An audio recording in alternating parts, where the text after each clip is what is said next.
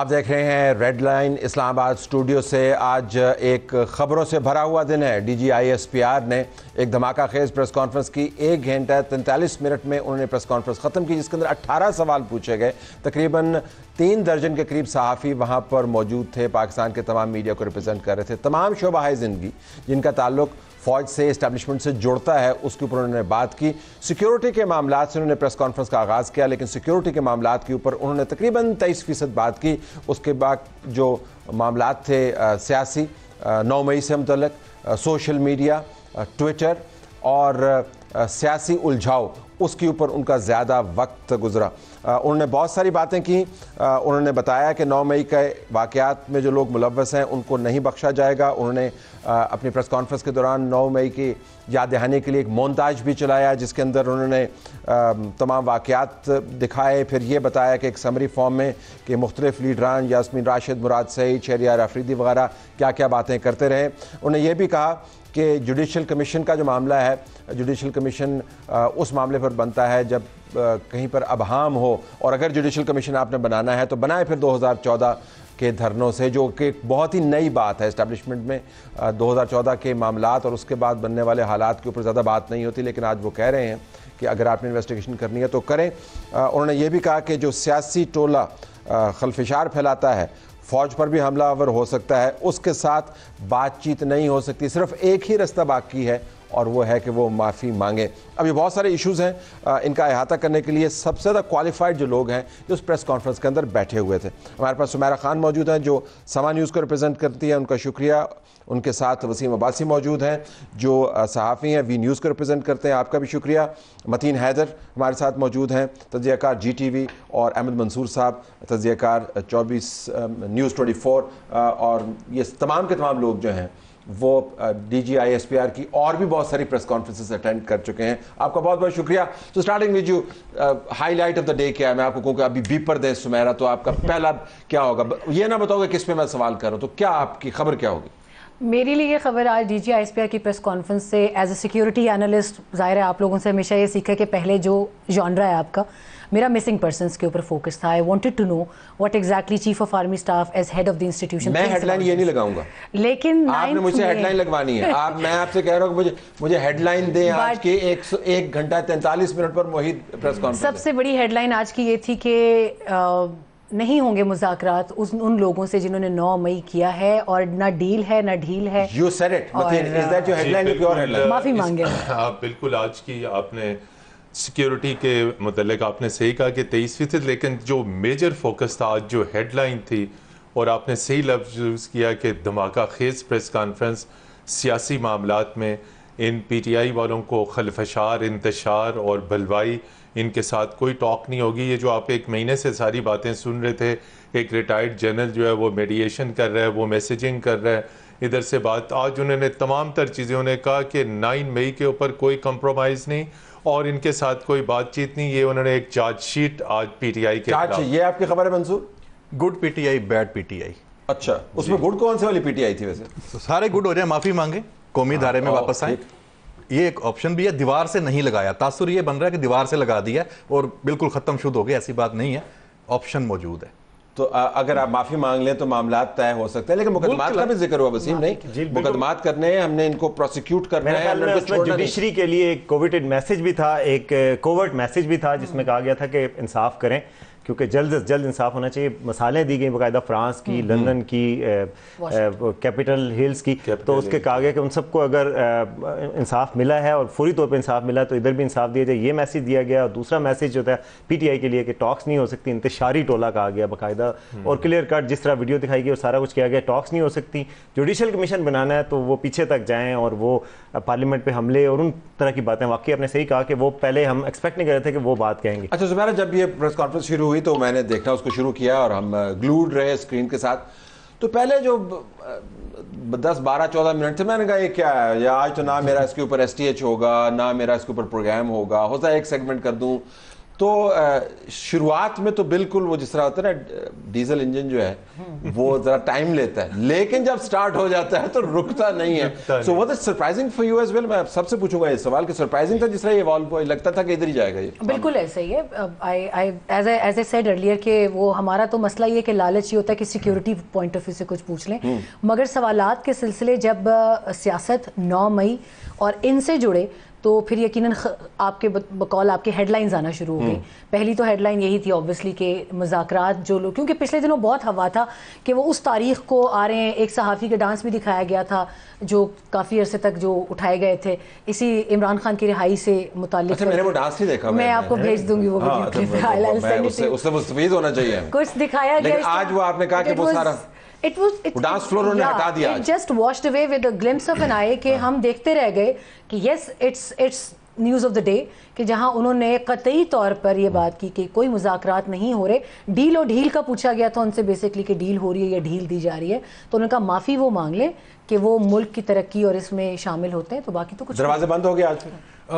इजाज साहब ने ये सवाल पूछा था डील वाला, और मैं दो मरतबा पूछा, और जब ये पूछा उसका जवाब आया तो हमने कहा आज की लीड तो ये बन गई। और उसके बाद मैंने भी एक बात की और दोस्तों ने भी 9 मई, तलत साहब ये 7 मई था आज, तो आज के दिन होने का मतलब था कि 9 मई तो इसमें आना ही आना था। तो 1 साल पूरा हो रहा है, इसलिए मतलब ये कॉमन सेंस। अच्छा, ये इत्तेफाक है कि 7 मई को किया और इत्तेफाकिया तौर पर 9 मई आ गया, ये इत्तेफाक मेरा ख्याल है इत्तेफाक नहीं था। जो ही हमें बताया गया कि प्रेस कॉन्फ्रेंस होनी, हमें पता था कि टॉपिक क्या होगा, 100% पता था। और दूसरा ये कि ये प्रोफेशनल इदारा है और वो उनका डोमेन चूंकि सिक्योरिटी है, तो उन्होंने पहले सिक्योरिटी की भी बात करनी थी। हमें वैसे किसी को शक नहीं था कि 9 मई की बात होगी, यहाँ पे और जो इश्यूज रिलेटेड हैं उनसे बात होगी, सियासत पे भी बात होगी, किसी को शक नहीं था। ये सिक्योरिटी पे हमेशा पहले ब्रीफिंग, आपने जैसे कहा हम पहले भी अटेंड करते रहे, तो पहले हमेशा शुरू में आता है जिस तरह के। लेकिन आप ट्विटर नहीं खुलवा सके आज?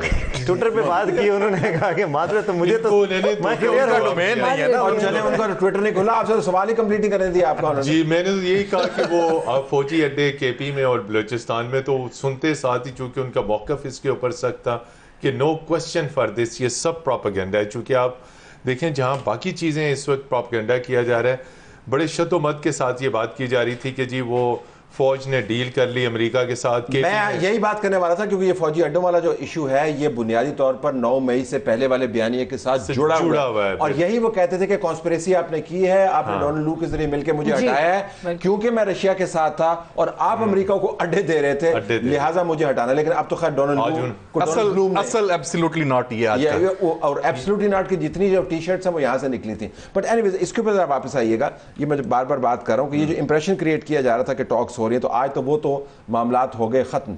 लेकिन इसके साथ जो 9 मई के वाकयात में लवर्स लोगों की वीडियोस चलाई, वो तो सारे के सारे पार्लियामान के अंदर बैठे हों। मुराद सईद भी पार्लियामान के अंदर बैठे नहीं हुए, लेकिन हैं पार्लियामान के अंदर। जैसे वसीम भाई ने बात की ना कि जुडिशरी पे ये एक बात है कि ये डिसीजंस क्यों नहीं है, जो एविडेंस मौजूद है तो फिर उनको सजा तो मिलनी चाहिए। दुनिया की एग्जांपल्स दी हैं, तो यहाँ भी एक चीज़ ये है कि जो लोग जिनके खिलाफ एक्शनेबल आपके पास एविडेंस मौजूद हैं उनको तो आप कैसे छोड़ सकते हैं। फिर उन्होंने एक बात और भी की है कि अगर आप इनको आज माफी दे देते हैं, छोड़ देते हैं, जिन्होंने जो 9 मई में मुलव्वस हैं, रास्ता खोल देते हैं, फिर तो उसके बाद पहले कोर कमांडर हाउस और जीएचक्यू में हुआ, फिर तो कोई भी आएगा। लेकिन 9 मई के लिए आपने मुकदमात मिलिट्री कोर्ट्स में आप लेके गए ना, तो मिलिट्री कोर्ट्स के ऊपर तो और मसला नहीं लेके वो तो गए, लेकिन वहां पे भी अदलिया के लिए मैसेज है कि सुप्रीम कोर्ट में रुकेंगे ना, उनकी सजाएं तो इसलिए रुकेंगे कि सुप्रीम कोर्ट में स्टे। लेकिन जो जिनको आपने सजाएं, जिनको आपने ईद पे रिहा भी तो कर दिया, वो तो कह रहे हैं कि जिनके ऊपर माइल्ड चार्जेस थे प्रॉब्लम। अच्छा, अब इसमें क्या माइल्ड चार्जेस और नॉट सो माइल्ड चार्जेस की कैटेगरी मुझे आज तो नजर नहीं आई। नहीं, इसमें मुझे आज जो अलार्मिंग चीज नजर आई थी, इससे पहले मैंने कभी इस बड़े elite forum of military, Pakistan military, ये नहीं सुना था कभी कि सरगना मास्टरमाइंड या जो दूर थे इस वाक़े से, लिबर्टी से, उनके ऊपर क्या होगा। आज उन्होंने ये भी क्लियर किया है कि जैसे कैपिटल हिल पे अटैक हुआ तो उन्होंने जियो फेंसिंग करके मालूमात लेके, डिटेल्स लेके उनको भी सजा दी जो वहां थे, और जिन्होंने ये सारा कुछ तश्कील दिया था, फैसिलिटेटर्स थे, उनको भी दिया। सबसे बड़ी सजा उसको मिली थी जो जिसने तश्कील दिया था और वो वहां पर खुद मौजूद नहीं था। सबसे बड़ी सजा उसको मिली। तो अब ये सजा वाला जो बर्डन है मतीन साहब, ये अब अदलिया की तरफ जा रहा है या हुकूमत वक्त की तरफ जा रहा है? क्योंकि ये दोनों की तरफ जाएगा, जारी बात है। इसमें गवर्नमेंट भी अंडर प्रेशर आएगी, चूंकि आज की प्रेस कॉन्फ्रेंस 9 मई की जो एनिवर्सरी है उसी सिलसिले में थी। ये प्रेशर गवर्नमेंट के ऊपर भी पड़ेगा और ये प्रेशर यकीनी तौर पे आपने सही कहा और इन दोस्तों ने भी कि जुडिशरी के ऊपर भी पड़ेगा।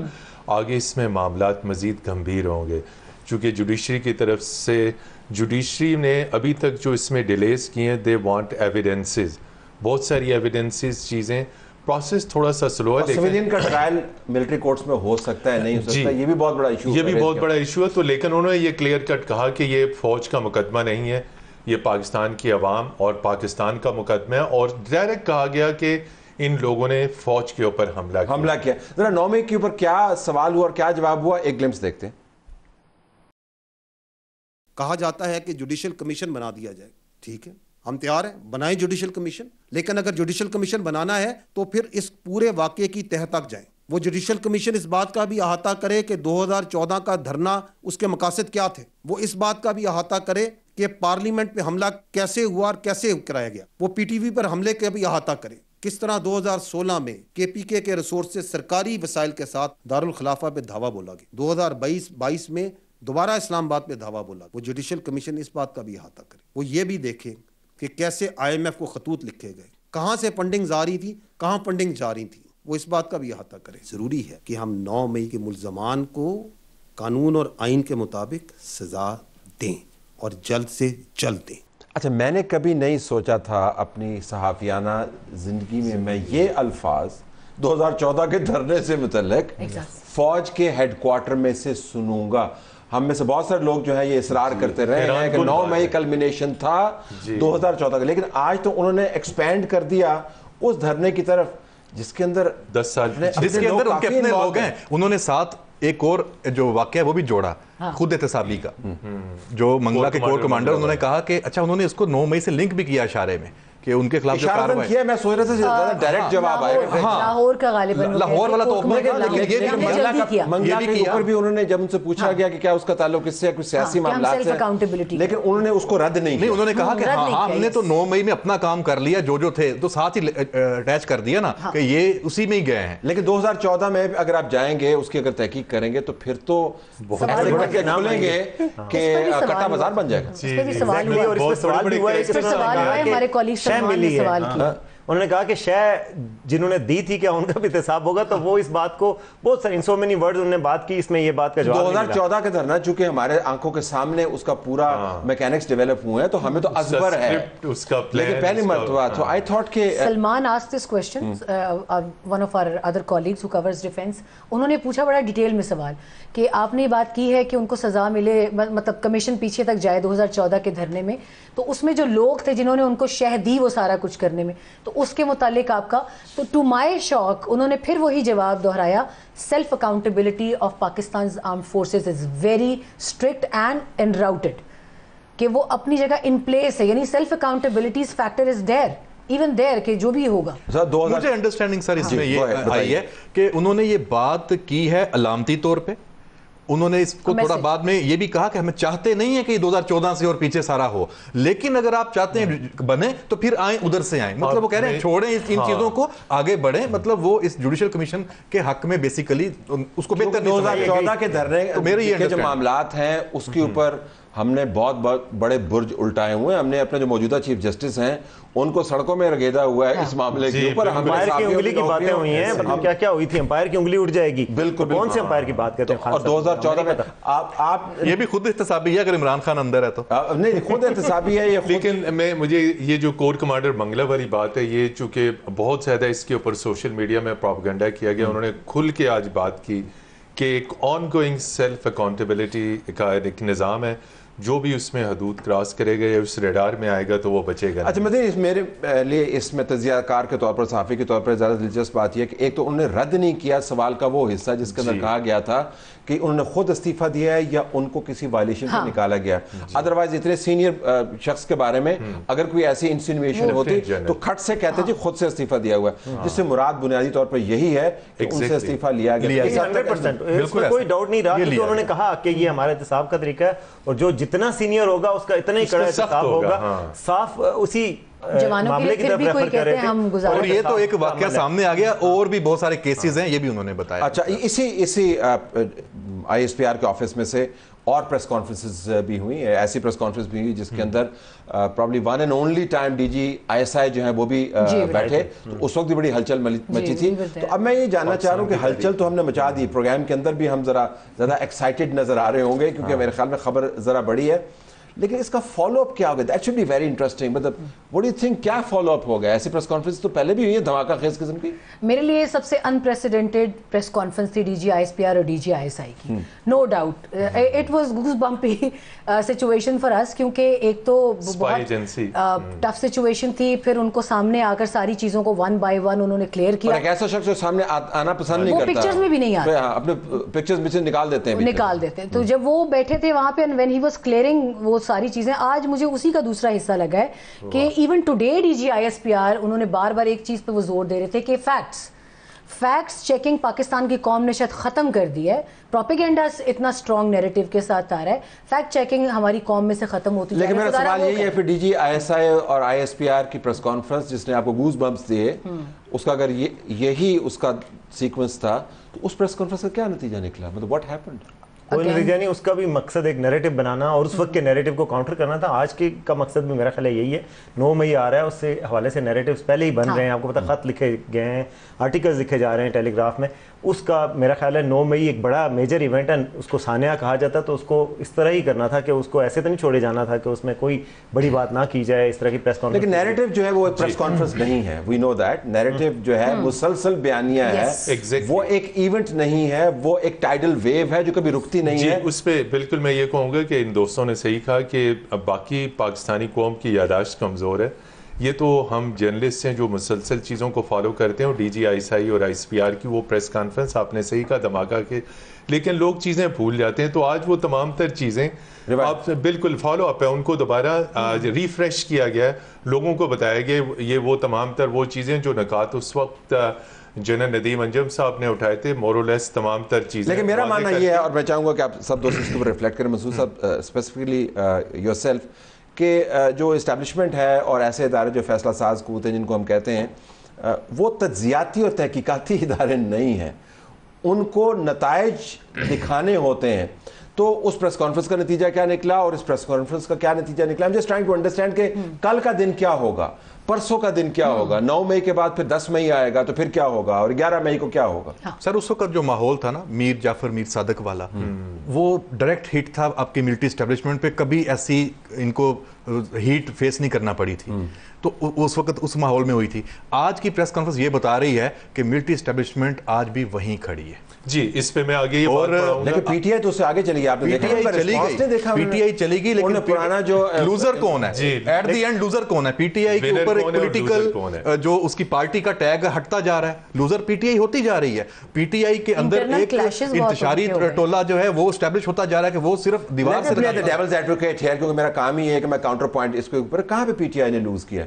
पीटीआई लार्जेस्ट पार्टी बनने जा रही है सिंगल पार्टी असेंबली के अंदर, केपीके की हुकूमत उनके पास है, सेनेटर्स उनके मौजूद हैं, जिनकी आपने वीडियोस चलाई हैं, वो रोजाना ट्वीट के ऊपर काम करें, और जो DG ISPR की प्रेस कॉन्फ्रेंस के बाद ट्विटर के ऊपर उनका रद्द-ए-अमल है, आपको लगता है कि ये उस पार्टी की तरफ से आ रहा है? वो अमेरिकन एम्बेसडर से मिल रहे हैं। सवाल का पहले मैं मकबूलियत को उनकी विनिंग पोजीशन नहीं कंसीडर कर रहा। मैं कह रहा हूं कि उनका एक रियासत के साथ एक अटैचमेंट, मुल्क चलाना है, पाकिस्तान के साथ एक पॉलिटिकल पार्टी के तौर पे एस्टैब्लिश होना है। कम हुई आज मैं ये कहूंगा कि ये बैटल मजीद जो पीटीआई और एस्टैब्लिशमेंट की जंग थी, अब this battle is intensified now. ठीक है। और ये जो आपने कहा कि उन्होंने तमाम तर विन किया है, पार्लियामेंट में उनकी अक्सरियत आ गई है, सेनेट में आ गई है, केपी की गवर्नमेंट है, ये उन्होंने 8 जो फरवरी है उससे ये सारा कुछ विन किया। ये पीटीआई का सोशल मीडिया बहुत स्ट्रॉन्ग था, जिसने अपनी पार्टी के नैरेटिव को जिंदा रखा, डिस्पाइट दूसरी तरफ से भी काउंटर नैरेटिव आ रहा था। लेकिन आज का जो है, इससे अब बैटल लाइन मजीद ड्रॉन हो गई है कि आइंदा 1, 2, 3 बरस तक, जब तक ये मौजूदा आर्मी चीफ हैं, कोई टॉक्स नहीं हो सकती, खान जेल के अंदर ही रहेंगे। मेरा सवाल भी यही, ये आखिरले जो 2 जुमले ये आपके अपने हैं ना? कोई टॉक्स वाला तो उन्होंने कहा होगा खान जेल में रहेंगे, ये उनका जुमला नहीं है। लेकिन आज उन्होंने जो एक हिंट किया ना कि इस्तेहकाम अब थोड़ा थोड़ा आना शुरू हो गया, लोगों को थोड़ा थोड़ा शऊर आना शुरू हो गया, उससे लगता है कि ये जो करंट सेटअप है, ये गवर्नमेंट है, उससे वो सेटिस्फाइड हैं, ये एज इदारा सेटिस्फाइड है और इस डिस्पेंसेशन को कैरी फॉरवर्ड करने का इरादा लग रहा है। यानी हम जो रीड कर सकते हैं बिटवीन द लाइन्स, उन्होंने नहीं कोई ऐसा आपने जिक्र किया था एक्स का, उसके अंदर मेरे ख्याल में सवाल में बड़ी जान इस जाविये से भी थी कि आपने कहा कि अगर आपने प्रोपेगेंडा को काउंटर भी करना है तो आपने उसी स्पेस के अंदर काउंटर जबकि उन्होंने कहा कि हमारी स्ट्रेंथ सच है और वो झूठ बोल रहे हैं, तो हम सच के जरिए काउंटर करेंगे, तो सच का भी कोई प्लेटफॉर्म होना चाहिए ना। तो सच के लिए भी अगर एक्स खुला होगा तो भी सच मेरा ख्याल है किया जा सकता है। मैंने काउंटर क्वेश्चन भी किया था कि एक्स खुलेगा या नहीं खुलेगा, तो उन्होंने कहा ये फोरम नहीं है और पीटीए और बाकी लोग देखेंगे। एक्स जो है वो झूठ का रेलेवेंट बात वहीं पे यानी आपके सवाल की एक्स के हवाले से सवाल के ऊपर जो जवाब आया उसको आप काटा समझें, यानी वो जो काटा लगा देते हैं ना, बिल्कुल ये वाला मुझे कोई शक नहीं है कि एक्स पूरी तौर पे कोई नहीं खुलेगा, बल्कि उसके साथ यूट्यूब और फेसबुक को भी समझ लें। मैं सिर्फ कहूंगा कि हमारे वजीर आजम, वजीर खारजा, वजीर दाखिला, तमाम कैबिनेट उसी बैंड एक्स को यूज भी कर रही है, उसी से एक्सप्रेस भी कर रही है, अपनी पिक्चर्स भी लगा रही है, अपनी कामयाबी की स्टोरीज भी दे रही हैं, लेकिन वीपीएन यूज करके। ओके, अब we have to take a break है, ब्रेक के बाद वापस आते हैं।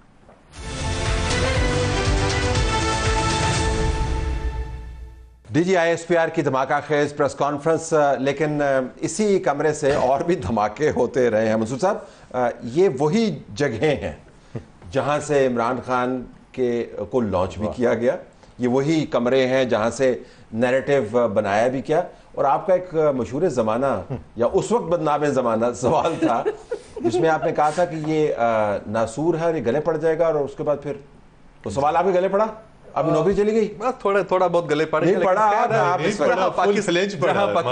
जहां पाकिस्तान के बड़े बड़े मसाइल। So how do you feel now कि इन उन्हीं कमरों में से अब जब धुतकारा जा रहा है इमरान खान और धुतकारा जा रहा है वो सारा तजर्बा, तो ये जब मैसेज जाता है, क्योंकि लोगों ने पहले भी प्रेस कॉन्फ्रेंस देखी होंगी, तो रिपोर्टिंग के लिए करते हुए आपको कुछ थोड़ी सी होती नहीं है, कोफ्त होती है, लेकिन देखें गलतियां होती हैं इंसानों से, अदारों से। अब और सबसे बड़ी बात है कि इस दौर में तस्लीम भी तो किया गया ना अपनी गलतियों को।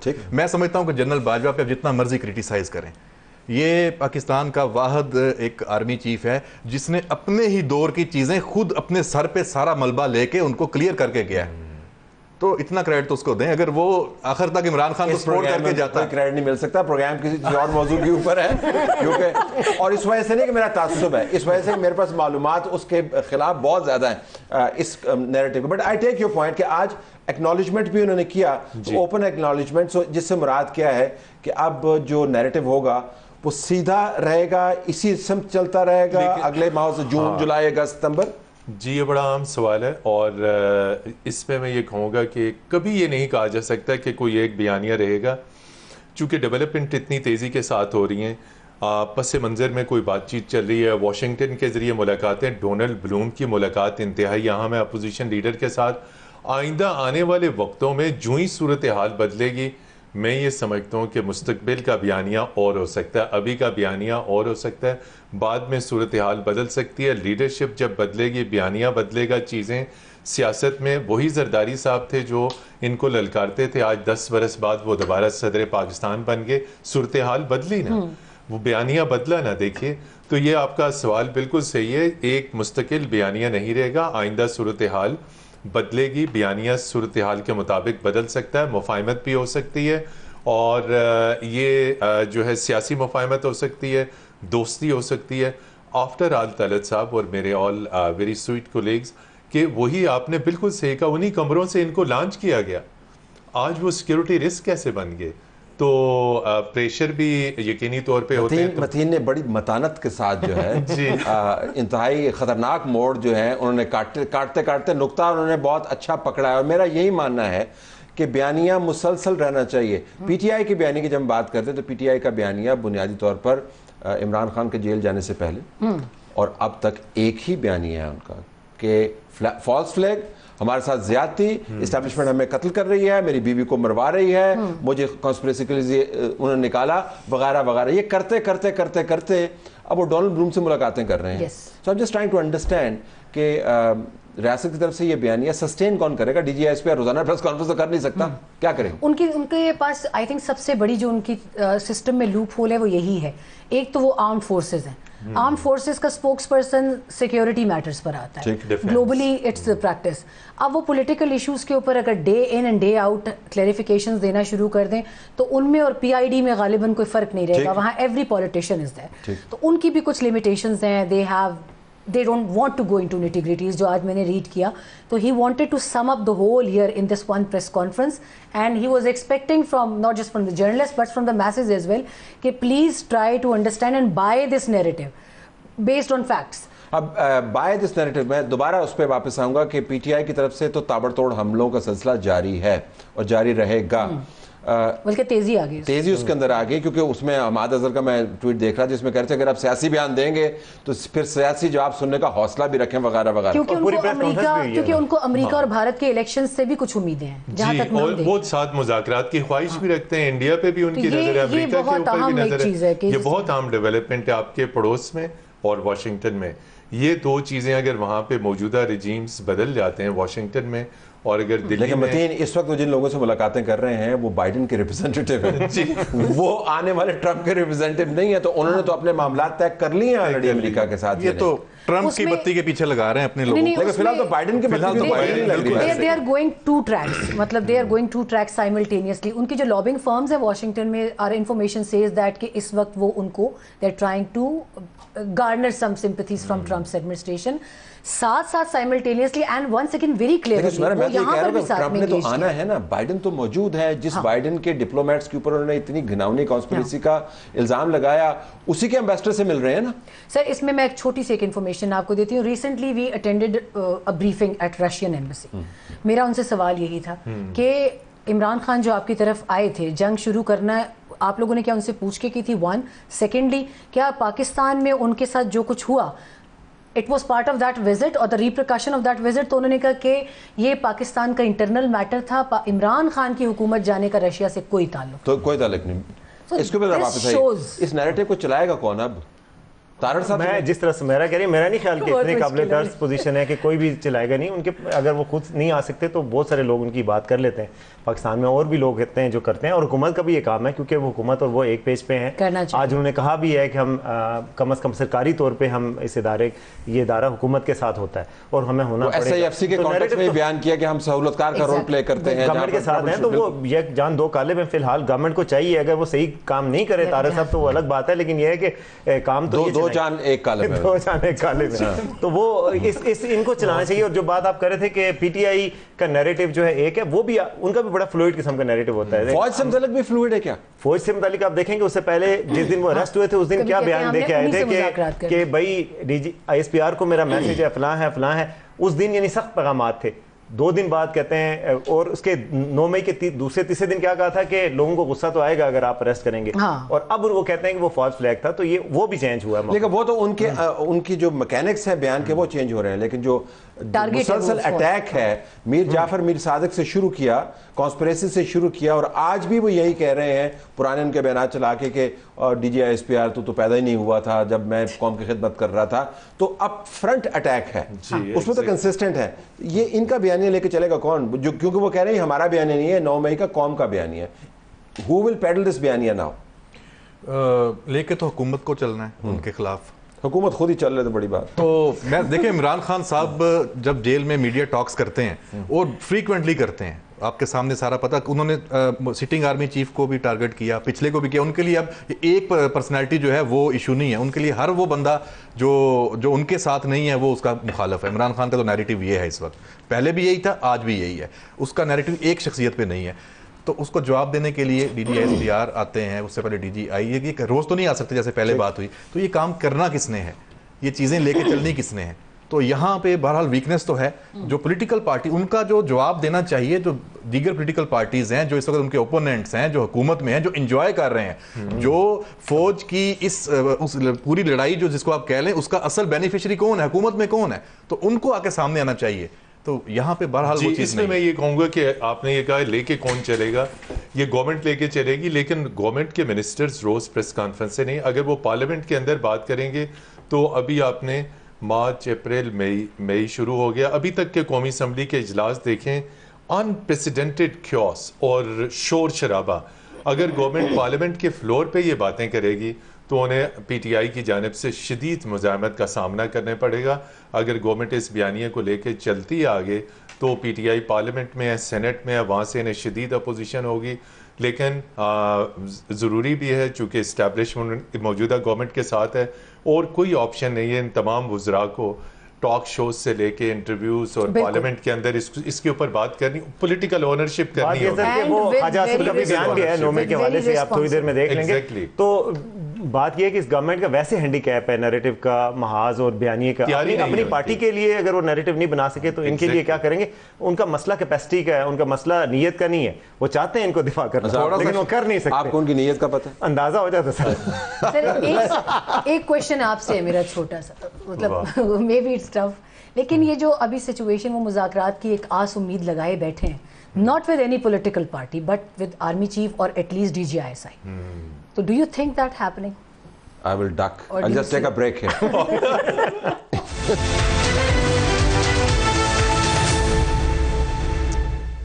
नाज़रीन, DGISPR की प्रेस कॉन्फ्रेंस और उससे निकलने वाले बड़े बड़े सवालात, उनमें से चंद एक हम अहाता कर रहे हैं। हमारे पास पूरा पैनल मौजूद है। सुमेरा, आपने मुझसे पूछा था कि DGISI और आर्मी चीफ के साथ मुज़ाकरात की वो बात करते हैं, तो फिर दौरान वक्फा एक बहस भी हुई थोड़ी सी कि इसमें से कौन लूज़ करेगा।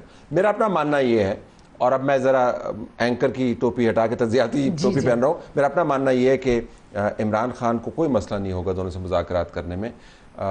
जो ही फ़ौज इमरान खान के साथ मुज़ाकरात पर बैठी, इस प्रेस कॉन्फ्रेंस के पेश नज़र फ़ौज will be A bigger loser, क्योंकि आपने अपनी लाइन सेट कर दी है। वो पॉलिटिशियन है इमरान खान, वो 10 किस्म के बहाने बना सकते हैं। आपके लिए इन लाइन से हटना, अपनी बैटल लाइन से हटना जो इंटेंसिफाई बड़ा मुश्किल होगा। That's what my take is. तो इमरान खान की जमात तो चाहेगी कि टेबल सजे, उसके ऊपर लोग बैठे हुए हों और वो आमने सामने हो, तो मेरे ख्याल में लूजर वो होंगे। लेकिन ये होने का नहीं है, तो आज तो फिर हतमी तौर पे हमें ये मानना पड़ेगा कि आज ये तय हो गया। यानी ये ख्वाहिश PTI की तकमील तक नहीं पहुंच सकती कि हमने इन दोनों से ही मुज़ाकरात करें। ये पॉलिटिकल स्ट्रेटजी है, लेकिन स्ट्रेटजी के अंदर बड़ा वाज़े है कि अगर फौज इनके साथ मुज़ाकरात करेगी और वो खबर लीक करने में माहिर है, उन्हें खबर लीक कर देनी है, तो उसके बाद जनरल आसिम मुनीर और जनरल नदीम अंजुम आप देख लें कि उनकी स्टैंडिंग कहां पर खड़ी होगी।